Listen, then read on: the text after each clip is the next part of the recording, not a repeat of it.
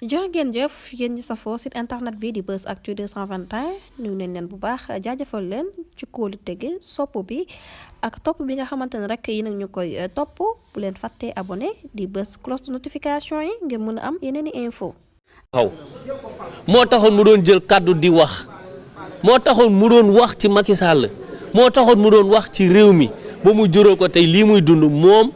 njabootam ak ñi mu àndal di def politique donc nag fi mu toll nii nekkatul mbiru Ousmane Sonko. jaajëfal nañu leen bu baax ci ànd bi ak topp bi nga xamante ne rek nag ñu koy topp ci site internet bi di Buzz Actu 221 li gën a fës ci bopp xabar yi nag dañu koy doo rek kaddu yi nga xamante ne kii di Ousseynou Ly daal dina koy yëkkati nee na nag nañu bàyyi rek di ñàkk tënku nag ci loi bi ndax li nga xamante ne rek moom moo nekk nag règlement international bu réew mi nekk na mbir moo xamante ne rek kii di Ousmane Sonko nag pare na rek pour topp ko moom ci jëmi boppam rek dina daal di présenté wu ci suñu kanam di kaddu kii di Ousseynou Ly nee na nag ñi nga xamante ne daal du ñu nekk ci loi bi tey du ñu nekk ci loi bi ëllëg nañu xam ne rek question yu pertinent yu am solo yi nga xamante ne rek ñu ngi koy wax ñeer règlement intérieur bi nga xamante ne dañ ko daal di falsifié foofa ca assemblée nationale ñoom ñooñu rek toujours rek ñoom ñooy nekk nag di wax ay débat yoo xamante ne rek di ci joxe ay réponse yoo xamante ne rek réponse technique la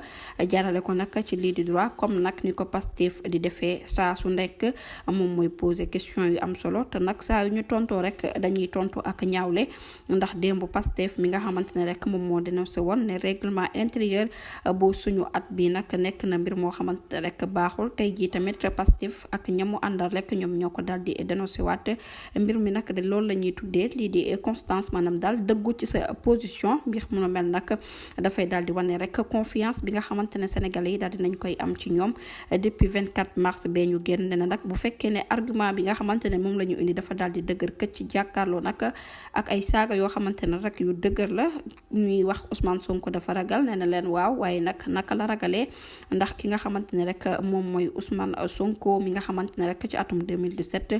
contre nañ ñëpp ci atum 2022 te jamono ji nag li nga xamante ne rek daal dina koy yëkkati mu ñeel kaddu yu am solo yi nga xamante ne à chaque fois rek da koy daal di yëkkati nag di ko joxe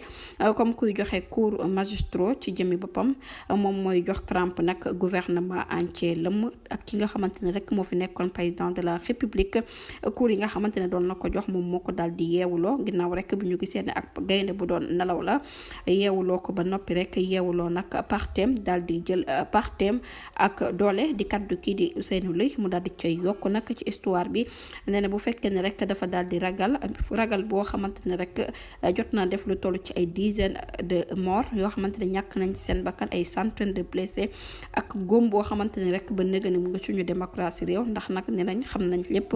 ne na daal dara nag archivé guñ ko naam waaye kii di Ousmane Sonko ni ki démb rek moom ci jëmi boppam nag am na courage teg ay tànkam fi nga xamante ne rek foofu la ko war a teg ngir maintenir li nga xamante ne rek moom mooy pouvoir bi nee na ilimaanu jëwriñ bu njëkk bu di Ousmane Sonko ak li nga xamante ne rek am na ko ci ay confiance nee na nag benn yoon nañu bàyyi rek di wax kaddu yoo xamante ne rek tegul benn yoon ci loi ak suñu règlement intérieur bu réew nee na nag du yàgg dara rek ki nga xamante ne moom mooy ilimaanu jëwriñ bu njëkk bi di Ousmane Sonko nag dinañu ko gis rek mu jàkkaarloo ak ñun jàngal ñu nag lan mooy projet ak naka la fas yéene développé suñu réew bi di kaddu kii di Ousseynou Ly mi nga xamante ne moom moo nekk ministre conseiller bu porte-parole bu président de la république jërë ngeen jëf ci ànd bi bu leen fàttee abonné bés cloche de notification yi ngeen mën a am yeneen i xibaar